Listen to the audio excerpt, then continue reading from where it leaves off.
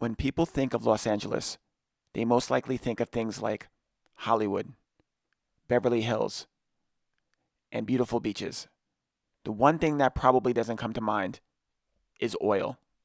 But before Los Angeles became La La Land, it was home to some of the richest oil fields in the country and was a key factor to its population boom. Way before there were any European settlers in Los Angeles, Native Americans, well aware of the oil reserves in California, would excavate oil seeps and use the oil not as an energy source, but for such things as a lubricant or as a sealant to waterproof canoes. Oil seeps are spots where crude oil naturally leaks out of the ground from a bigger reservoir below. Depending on the oil's composition, a seep can be a sticky tar-like substance. California's population grew dramatically following the 1849 gold rush, and so did its demand for oil. At the time, the most significant use of oil was as kerosene, which was burned in lamps to provide light in homes and businesses, until the development of the internal combustion engine, significantly shifting demand towards transportation in the early 1900s. The first oil drilling in the state was in 1865 by the Union Mattole Company in the Mattole Valley, but the company failed to find sufficient oil supplies. The first successful commercial oil field was the Pico Canyon oil field, located in the Santa Susana Mountains, just north of the San Fernando Valley in Southern California in 1876. Star Oil Works drilled 3 holes that showed promise, but the gusher came from the 4th well, known as Pico number 4. The well immediately began producing 25 barrels a day and eventually 150 barrels a day, showing that oil drilling in Southern California was viable. Pico number 4 continued producing oil for 114 years before it was finally capped in 1990. In 1892, gold prospector Edward Doheny and his partner Charles Canfield discovered an abundance of oil in Los Angeles, known as the Los Angeles City Oil Field.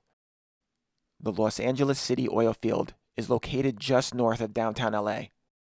Long and narrow, it extends immediately south of current-day Dodger Stadium, west to Vermont Avenue, encompassing an area about 4 miles long by a quarter mile across. Oil in the Los Angeles City field is relatively close to the surface, and it was once the top producing oil field in California, accounting for more than half of the state's oil in 1895. In its peak year of 1901, about 200 separate oil companies were active on the field, which is now entirely built over by dense residential and commercial development. The fortunes made during the development of this field led directly to the discovery and exploitation of other fields in the Los Angeles basin, like the Salt Lake and Beverly Hills fields to the west, the Los Angeles downtown oil field just to the south, and the Brea Olinda field to the southeast. At the turn of the century, oil production in Southern California continued to rise at a booming rate.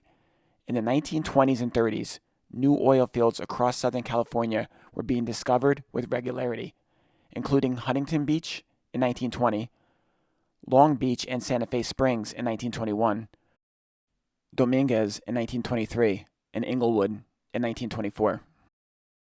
In 1932, the giant Wilmington field that stretches from Carson to Long Beach was discovered. Southern California had become the hotbed for oil production in the U.S. during this period. California's agricultural and manufacturing markets were expanding rapidly, and increased oil production helped to power the development of these industries. Los Angeles was the Saudi Arabia of the period, producing as much as a quarter of the world's oil supply. The population of LA increased, in part because of the oil boom.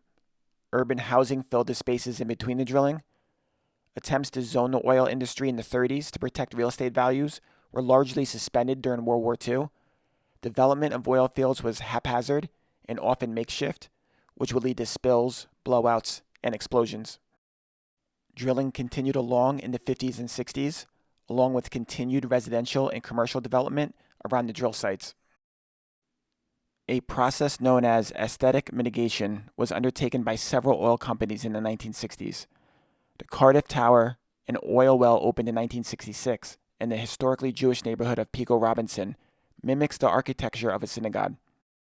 The Packard Well site, which opened on Genesee Ave in 1967, was disguised to look like an office building on the outside. The Beverly Center Mall curves to skirt a drill site tapping an oil field in Beverly Hills. In 2000, an oil derrick that had dominated the campus of Beverly High School for decades was hidden beneath a soundproof shed, clad in vinyl siding, which was painted with flowers and renamed the Tower of Hope. The industry took less care of sites in poorer neighborhoods. Mixing the industrial nature of oil drilling with dense commercial and residential properties is not a good mix and makes for a volatile cocktail. Oil drilling releases chemicals that are harmful to humans, and on March 24, 1985, methane gas seeped up from the Salt Lake oil field through faults and old well boreholes into an auxiliary room at a Ross Dress for Less and ignited, causing a massive explosion which blew out windows and partially collapsed the roof, injuring 23 people.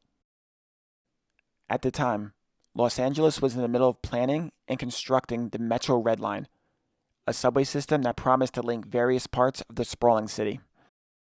The blast exposed the dangers of tunneling through methane-rich zones. Fears escalated quickly about the potential for similar explosions elsewhere, especially along the planned subway route. In a comprehensive regulatory response, the city imposed stringent building codes and established the Methane Zone Ordinance, which required new constructions in certain areas to implement gas detection and venting systems. The Metro Rail project incorporated state-of-the-art methane detection systems and emergency ventilation procedures in its design, setting a new standard for subway safety. Since the 80s, when production peaked, the oil in Los Angeles County that was relatively easy to extract is gone now, and the large multinational fossil fuel companies have largely left, leaving smaller operators to dig up what remains. In recent years, several of the city's best-known oil wells, including the Tower of Hope and the Packard well site, have closed. Old abandoned oil wells in LA often pose a problem due to their potential to leak harmful pollutants like methane and benzene into the air, soil, and groundwater, especially when situated close to homes, schools, and parks.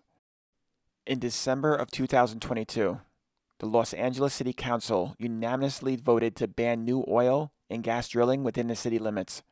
The ordinance also required that all existing oil and gas operations stop production within 20 years.